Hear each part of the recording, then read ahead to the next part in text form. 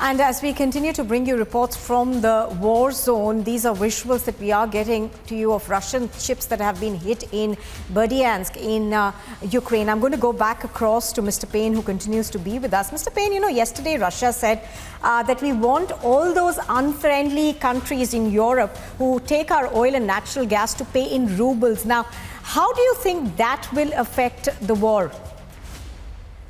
Well, it's a very interesting proposition, Nupur. They actually want to take it in ruble because whenever the Western countries, especially United States, impose sanctions, the sanctions are imposed on dollar-denominated trade. So actually, you know, there is an indication nowadays many of the countries, including Russia and also to a certain extent India, are looking for an alternative. So any kind of ruble-denominated payment will become easier.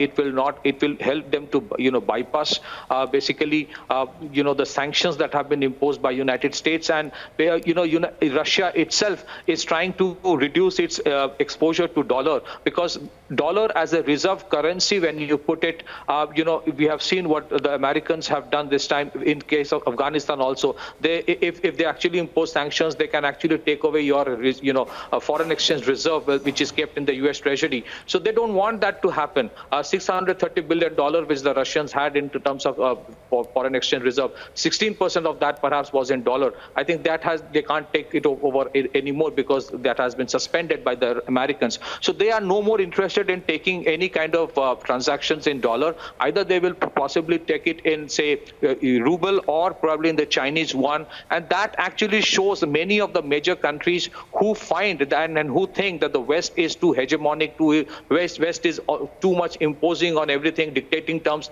and you know, they're trying to put in sanctions. They will try to, at least there are indications they are moving away from dollar. Recently, there was an oil deal between China and Saudi Arab, where they decided that they will buy oil in the Chinese currency yuan and not in dollar. These are interesting indications and a reflection of how there is a certain level of frustration now about any kind of sanctions which are imposed through United States and is in dollar-denominated trade. So they're moving away from that. I don't think it will have any impact so far as the war is concerned. War will continue the way it is. And most of the European countries, the dependence they have on Russian gas, in any case, they have to take it. It will be interesting to see what they do, because if they don't take it this year or the next year, even if they create an alternative route for gas from other countries, it will at least take 2 to 3 years. So 2 to 3 years they have to take from Russia.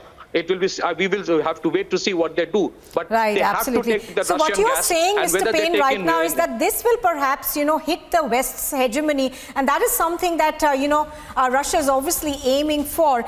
Do stay with us just to tell our viewers that this is a crucial NATO summit that is taking place in Brussels. Joe Biden is going to be attending that summit, as are all the NATO leaders. Now, this is an emergency summit that was called by the NATO Secretary General Jens Stoltenberg and leaders from the alliance's member states. It's taking place in Brussels.